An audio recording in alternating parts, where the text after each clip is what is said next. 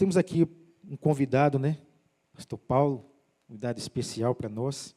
Vou chamar ele aqui à frente. Pastor Paulo, ele é pastor da Igreja Batista do Redentor, em Volta Redonda, Rio de Janeiro, professor de grego e Novo Testamento do Seminário Martin Busse. Nosso professor, é um prazer, viu, recebê-lo aqui, é uma honra para nós. Graduado em Teologia, com especialização em Exegeses, em Letras, é isso, pastor? Em Língua Portuguesa, expositor bíblico, revisor da editora Fiel e Pronobis, membro do conselho da editora Pronobis, não é isso? Maravilha. E membro associado do TGC, é isso mesmo? Brasileiro, e dirige o Instituto John Bunyan. Amém? É um prazer estar aqui. Sinta-se à vontade. Meus irmãos, que a graça e a paz de nosso Senhor Jesus Cristo permaneçam sobre as vidas daqueles que estão em Cristo Jesus. Deus nos dá a bênção nessa manhã de estarmos juntos e a mim, em particular, a bênção de conhecer os irmãos e partilhar desse tempo com os irmãos. Agradeço pastor Ranchieta e os demais pastores, né, pelo convite que me foi estendido. É um privilégio, é de fato uma bênção estar com os irmãos aqui nesta manhã. E desejo que Deus ele sirva-se deste tempo para que o nome de Cristo seja glorificado. Eu quero, antes de ler o texto, apenas dizer aos irmãos o percurso que eu pretendo fazer nesta manhã e também à noite, se Deus nos der condições. Nós vamos trabalhar o capítulo 4, versos de 1 a 16, da Epístola de Paulo aos Efésios. Então, vamos desenvolver aqui a exposição de Efésios 4, de 1 a 16. Nesta manhã serão duas exposições. A primeira, 4, de 1 a 6, onde vamos tratar sobre a unidade da igreja. E depois, do verso 7 ao verso 13, quando vamos trabalhar ou considerar o serviço da igreja. À noite, permitindo Deus, como disse, nós vamos falar sobre o crescimento da igreja baseado nos versos 14 a 16. Então, esse é o percurso. Eu rogo a Deus que seja um tempo que traga muita edificação a todos nós, nesta manhã e também à noite. Então, de imediato, quero pedir que você abra a sua Bíblia, a versão que você tem em mãos, no capítulo 4, versos de 1 a 6, para a leitura desta passagem. Efésios, capítulo 4, de 1 a 6. A palavra do Senhor nos diz assim: Rogo-vos, pois eu, o preso do Senhor, que andeis como é digno da vocação com que fostes chamados, com toda a humildade e mansidão, com longanimidade, suportando-vos uns aos outros em amor, procurando guardar a unidade do Espírito pelo vínculo da paz. Há um só corpo e um só Espírito, como também fostes chamados em uma só esperança da vossa vocação. Um só Senhor, uma só fé, um só batismo, um só Deus e Pai de todos, o qual é sobre todos e por todos e em todos. Deus seja louvado pela sua palavra. Meus irmãos, por volta do ano 2000, eu pastoreava uma igreja no interior do estado do Rio de Janeiro e eu precisava resolver algumas questões que não estavam muito claras ou não eram muito óbvias para mim, em termos da igreja de Jesus, em relação aos ensinos do Novo Testamento. Sabe quando você tem uma doutrina, você tem uma verdade, mas a sensação que você tem é que você precisa aprimorar e conhecê-la um pouco mais para aplicar adequadamente no ministério? Pois foi isso que aconteceu comigo ali por volta do início dos anos 2000. Eu queria, de fato, estudar um pouco mais a palavra de Deus para tentar descobrir a dinâmica da Igreja de Cristo, sobretudo no cristianismo primitivo. E nesse período chegou às minhas mãos uma obra chamada Casas que Transformam o Mundo. Casas que Transformam o Mundo, de um autor alemão chamado Wolfgang Simpson. E essa obra ela teria um papel, humanamente falando, muito importante nesse empreendimento, nesse esforço de conhecer um pouco mais e melhor a Igreja de Jesus. E logo no começo da obra, o autor ele fez uma declaração que, para mim, foi extremamente bombástica. Eu diria para vocês que tirou a minha paz naquele momento em que eu li aquelas palavras. E ele escreveu assim: a igreja como nós a conhecemos impede uma igreja como Deus a quer.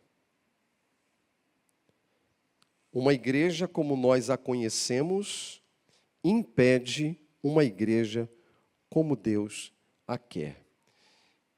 E para quem já não tinha tanta paz em relação à ideia da igreja no Novo Testamento, o restante de paz, ou o pouco de paz ainda que eu tinha, foi por água abaixo. E eu disse, como assim?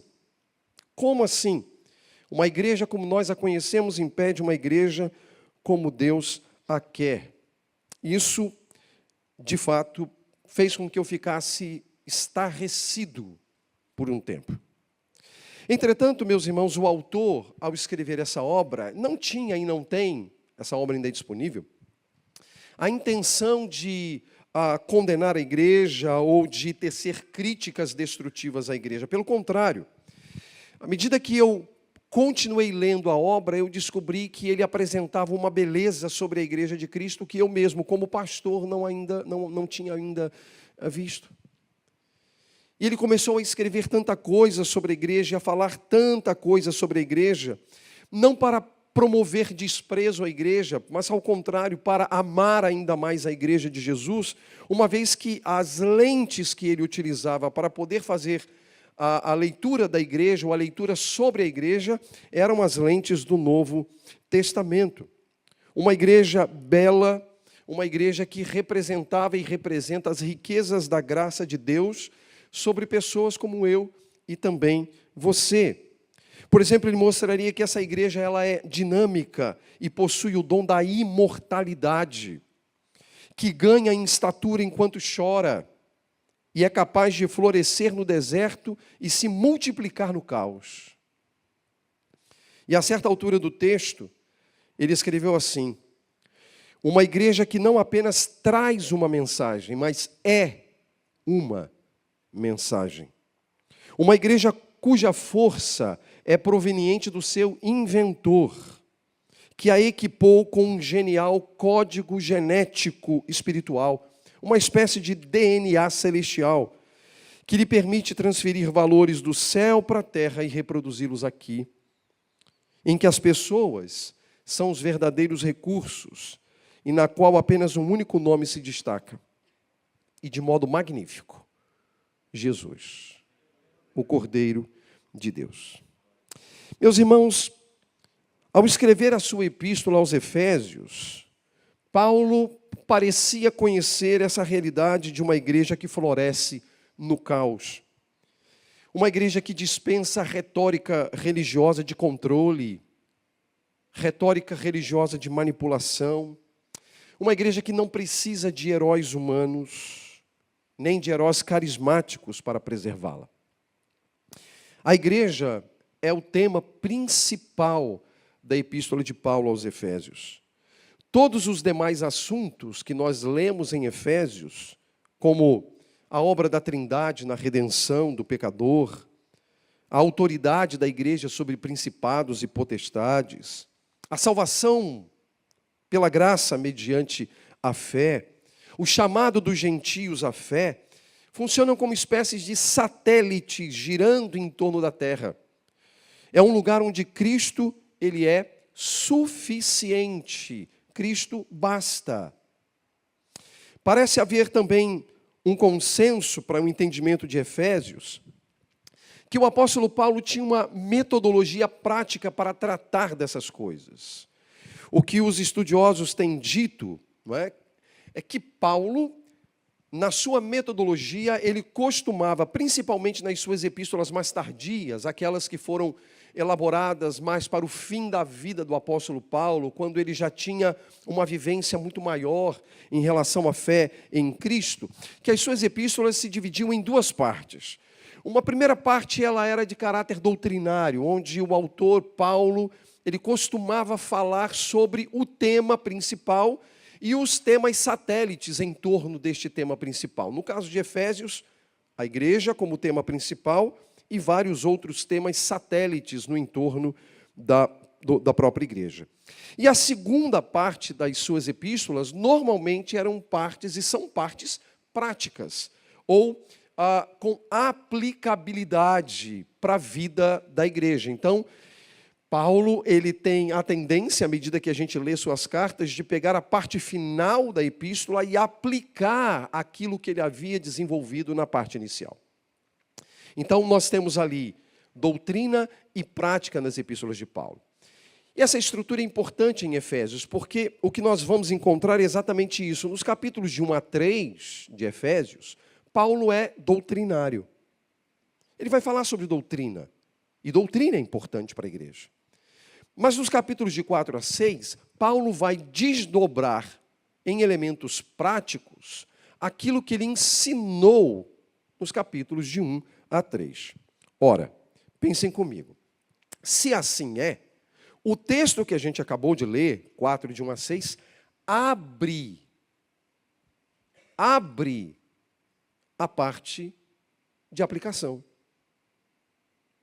Com essas palavras, o apóstolo Paulo dá início a uma série de aplicações para a vida dos efésios. E, consequentemente, uma série de aplicações também sobre nós ou para nós.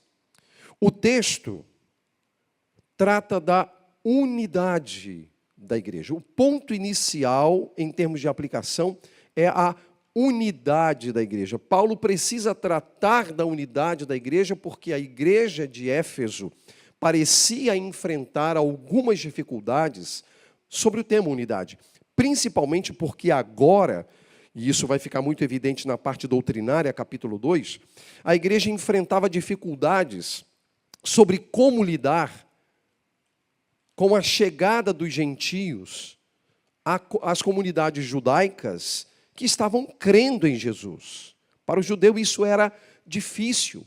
Então, Paulo precisava mostrar como a igreja de Éfeso precisaria lidar com essa relação entre judeus e gentios. Por isso, disse inclusive que o tema principal da epístola é a igreja, mas um dos temas satélites seria a unidade dessa igreja.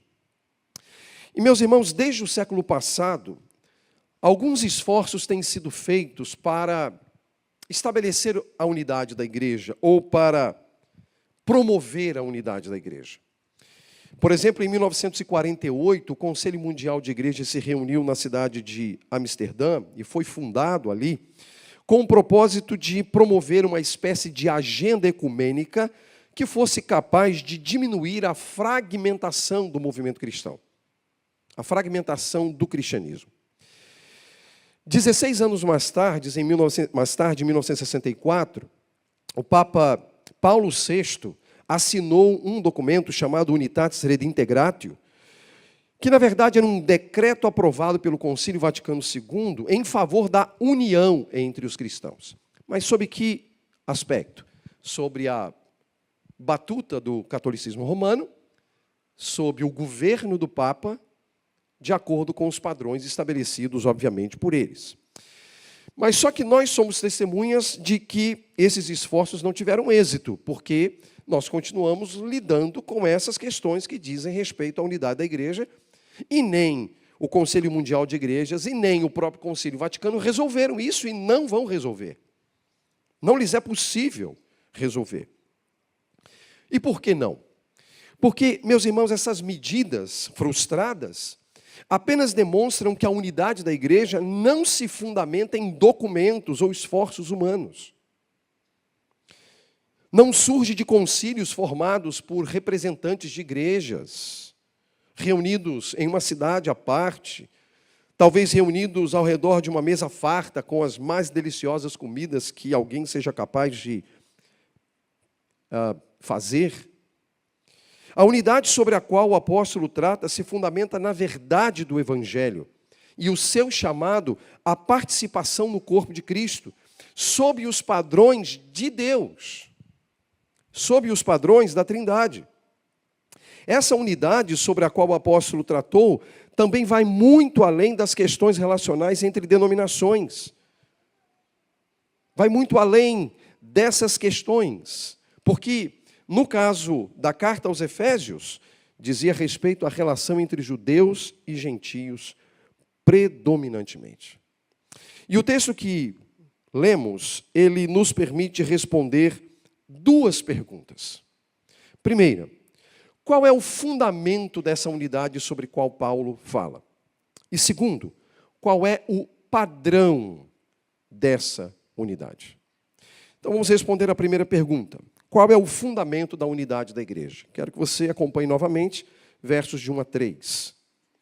Paulo diz: rogo-vos, pois eu, o preso do Senhor, que andeis como é digno da vocação com que fostes chamados, com toda a humildade e mansidão, com longanimidade, suportando-vos uns aos outros em amor e procurando guardar a unidade do Espírito pelo vínculo da paz.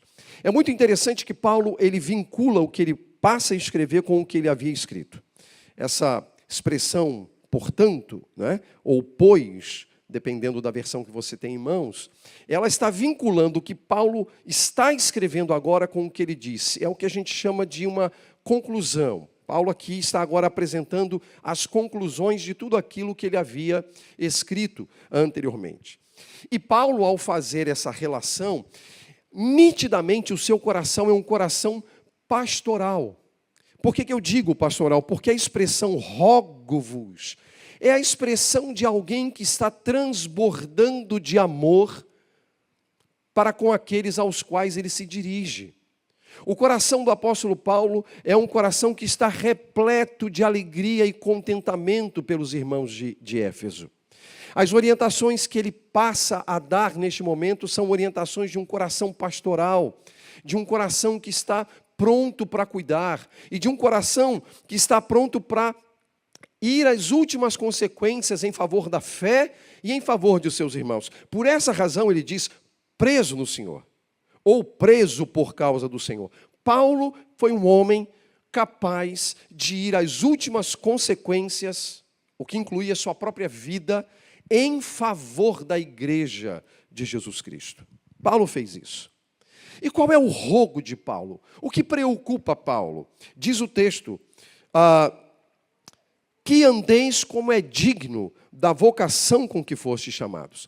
E é bem interessante que a palavra vocação com que fostes chamados, ou esse chamado ao qual Paulo se refere, é a expressão que Paulo utiliza para fazer referência a toda a doutrina da salvação que ele tratou anteriormente dos capítulos de 1 a 3.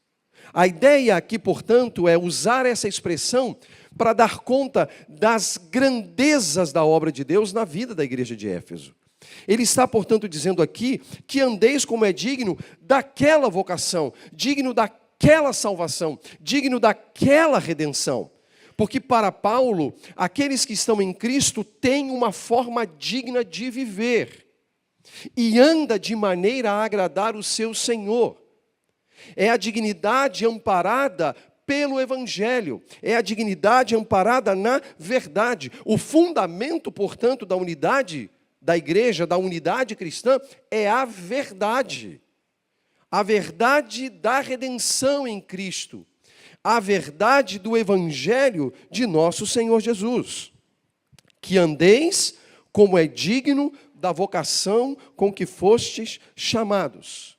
E ele apresenta duas virtudes a todos os que são chamados. Ou seja, ele apresenta duas virtudes a todos os que são salvos. Essas virtudes são humildade e mansidão. Ele diz, com toda a humildade e mansidão. Apesar de estar no verso 2, essas duas virtudes fazem referência a esse andar digno. Mas é interessante que humildade e mansidão nos remete à bendita pessoa de Cristo. Você vai lembrar que em Mateus capítulo 11, ele disse: eu sou manso e humilde de coração. Portanto, o que Paulo está nitidamente mostrando aqui é que o andar de acordo com a vocação, de acordo com a redenção em Cristo, é se assemelhar a Cristo. É viver para Cristo e como Cristo. Claro, temos as nossas debilidades, temos as nossas fraquezas, lutamos com muitos pecados, mas nós somos chamados a viver como Cristo viveu. E isso passa pela virtude da humildade, que é ter a consciência de quem Deus é e de quem nós somos, mas também, a partir desta consciência, não termos sobre nós mesmos um conceito mais elevado do que convém. Paulo também escreve isso. Considerando os outros superiores a nós mesmos, portanto, veja, essa humildade diz respeito à nossa relação com Deus, mas também diz respeito à nossa relação com o próximo. E mansidão, que é brandura de espírito, que é zelo, que é cuidado, que é bondade, que é misericórdia. E aí, muito mais especificamente, em nossas relações, porque unidade pressupõe relações, pressupõe relacionamentos. Com essas virtudes, Paulo mostra claramente o que é esse andar. Porque ele vai dizer assim: suportando-vos uns aos outros em amor e procurando guardar a unidade do Espírito pelo vínculo da paz. Observe que há duas expressões, terminando aí com o chamado NDO, que seria o gerúndio, né? Suportando-vos e procurando. Essa é uma maneira tipicamente bíblica, na língua em que o texto bíblico foi escrito, o Novo Testamento foi escrito, para explicar quando uma ordem é dada. A ordem é que andeis como é digno da vocação. E aí a pergunta é, como é esse andar? E aí ele diz, suportando-vos uns aos outros e procurando guardar a unidade do Espírito. O que é suportar?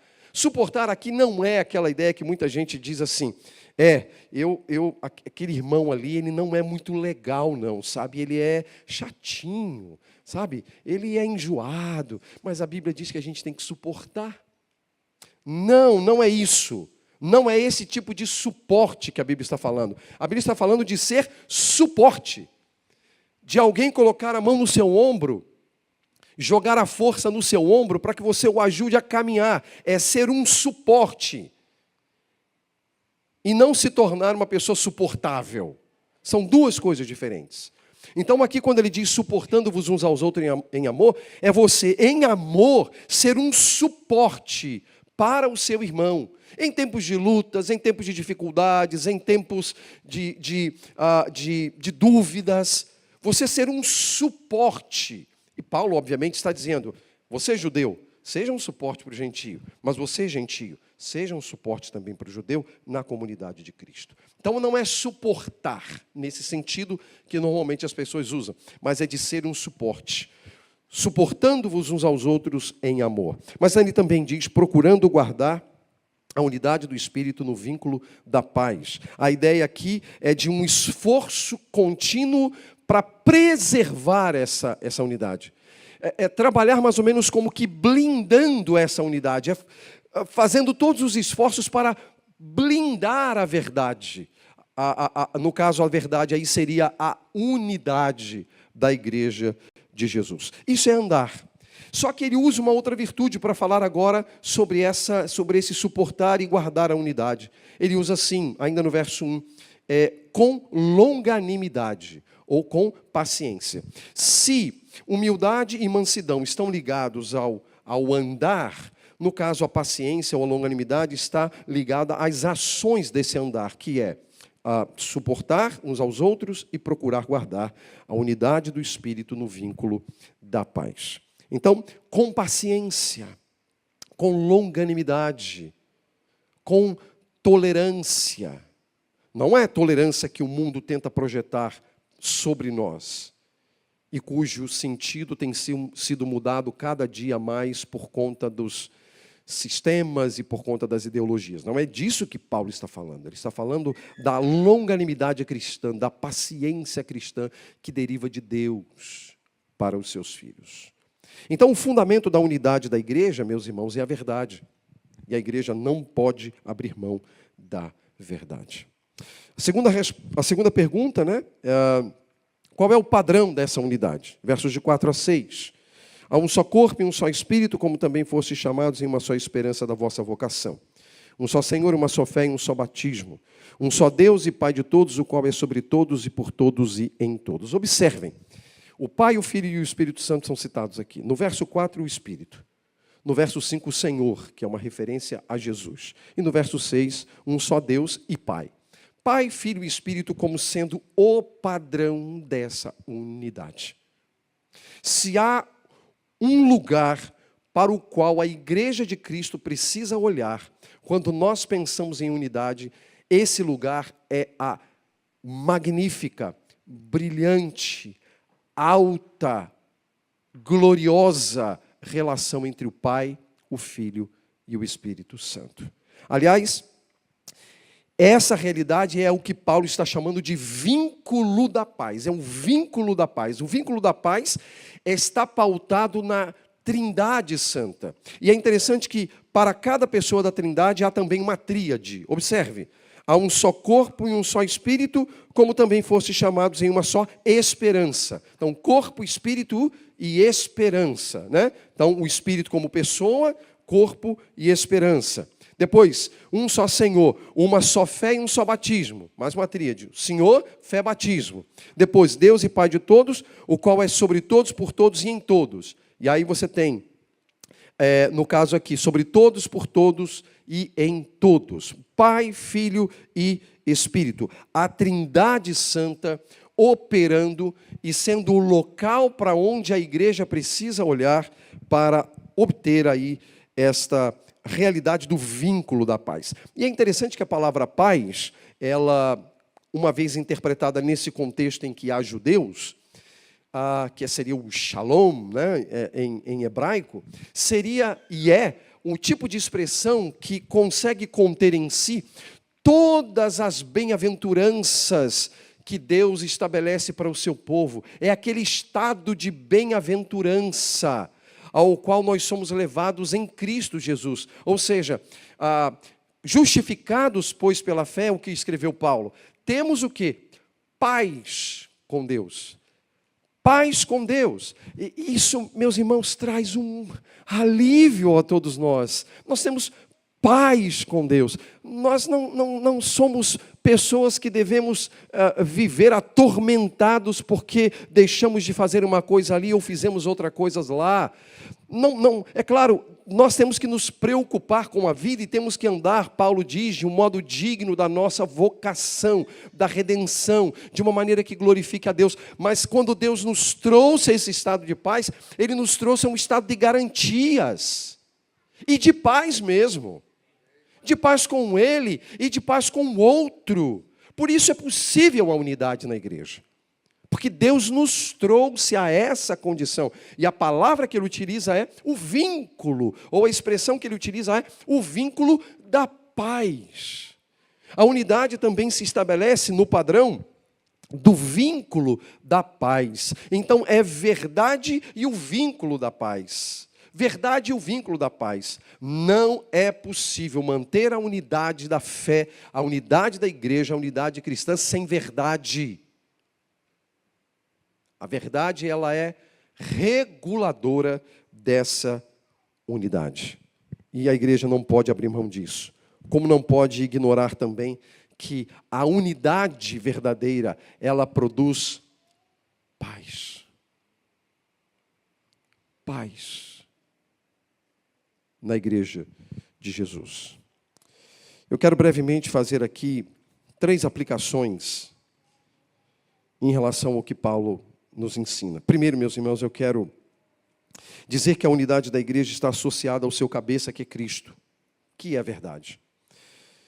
Meus irmãos, o apóstolo Paulo foi muito claro ao afirmar que Cristo é o cabeça da igreja, que dele procede toda a sabedoria necessária à igreja para a preservação dessa unidade. É fato, meus irmãos, e não podemos fechar os olhos à realidade de que há muita fragmentação, sim, no movimento cristão.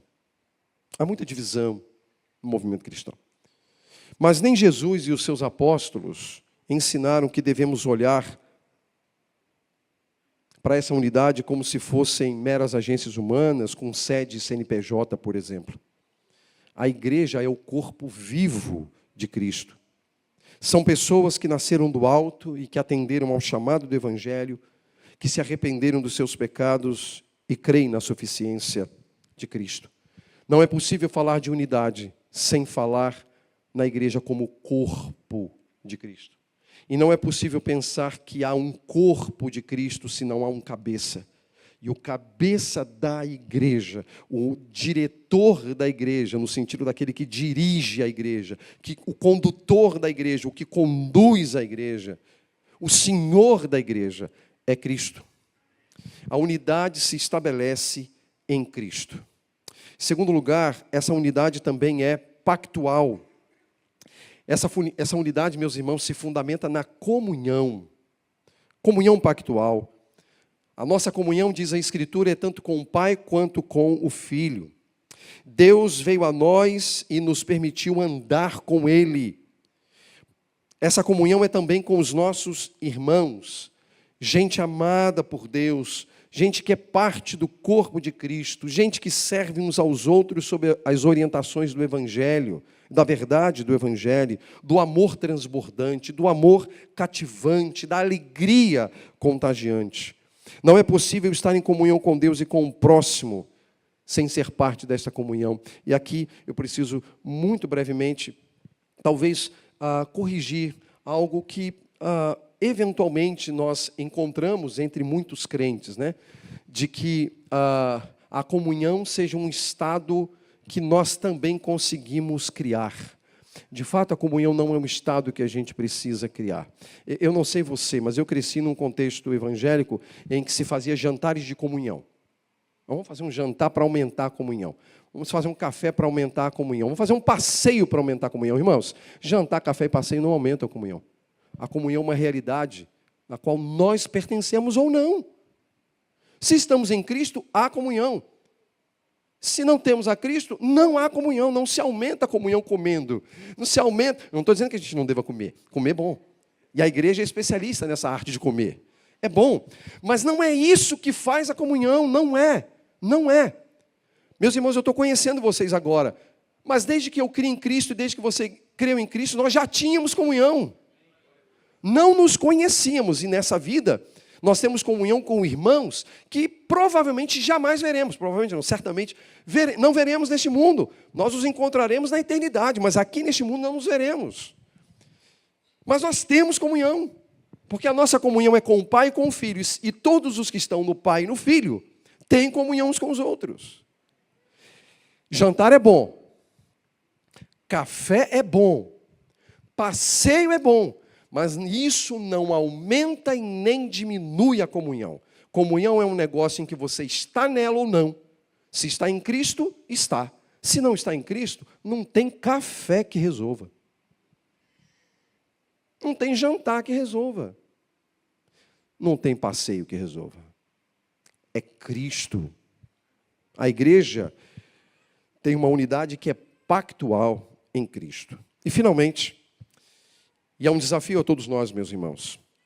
Eu frisei que o problema aqui, na carta aos Efésios, é um problema que dizia respeito à relação entre judeus e gentios. E o que eu vou dizer aqui, eu preciso de imediato estabelecer aqui um padrão. Eu não sou pré-milenista, e muito menos dispensacionalista. Mas também não condeno quem tenha essas perspectivas. Ok? Mas há um fato para o qual a gente não pode fechar os olhos. Não é possível fecharmos os olhos para o fato de que os judeus nos legaram a palavra de Deus. Não podemos fechar os olhos para o fato de que Jesus e os seus apóstolos eram judeus. A unidade sobre a qual Paulo falou aos Efésios dizia respeito a judeus e gentios juntos na comunhão. E, meus irmãos, foi pelo trabalho incansável de judeus que o evangelho chegou aos gentios, portanto, chegou a nós.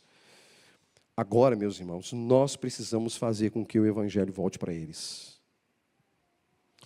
O que quero dizer é que nós, gentios, devemos empreender esforços para a conversão de judeus, para que eles creiam em Jesus.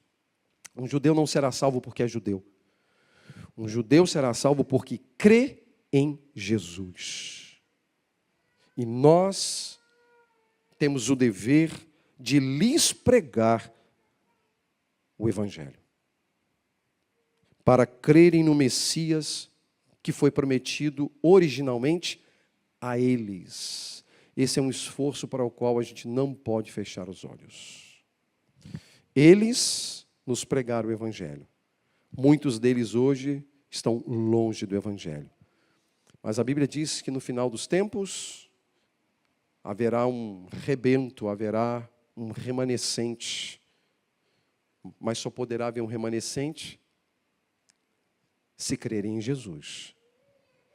Cabe-nos a tarefa de levar o evangelho de volta para eles. Eu faço esse destaque não porque nós devamos levar o evangelho para eles e não devamos nos preocupar com outras nações. Nós temos que nos preocupar com todas as nações. Mas talvez porque nós vivamos dias que parece que as pessoas não nutrem qualquer amor ou respeito pela nação de Israel. Mas eles também precisam de Cristo. E nós precisamos amá-los, porque Jesus os amou. Então eles precisam de Jesus. A igreja gentílica precisa empreender esforços para pregar o evangelho a eles, para que também eles sejam parte dessa unidade, compondo a família de Deus, gente de toda tribo, toda língua, toda nação. É um chamado, portanto, à obra da evangelização, do serviço missionário para a glória de Jesus. Vamos orar? Senhor bendito, te louvamos pela tua palavra. Agradecemos, ó Deus, pelo teu trabalho incansável de manter a unidade do teu povo. Te louvamos porque a oração feita por teu filho e registrada no capítulo 17 de João tem sido atendida, porque o Senhor tem um povo, esse povo está unido a ti e seus membros uns aos outros. A igreja gloriosa de Cristo. Diante de nós, ó Deus, há muitos desafios. Nós precisamos do Senhor para, com sabedoria e discernimento, obedecermos a tua palavra e realizarmos a tua vontade. Não temos em nós mesmos a capacidade, pois a capacidade vem do Senhor. Então dá-nos capacidade. Mantenha-nos, ó Deus, firmados na verdade. Mantenha-nos, ó Deus, numa relação profunda e pactual contigo e com os nossos irmãos. E mova o nosso coração, ó Deus, para que amemos todos os povos e anunciemos o teu evangelho a todas as nações. Mas ainda mais, aqueles que nos legaram o evangelho e que também precisam de Jesus. Cuida de nós, rogamos em nome de Jesus. Amém.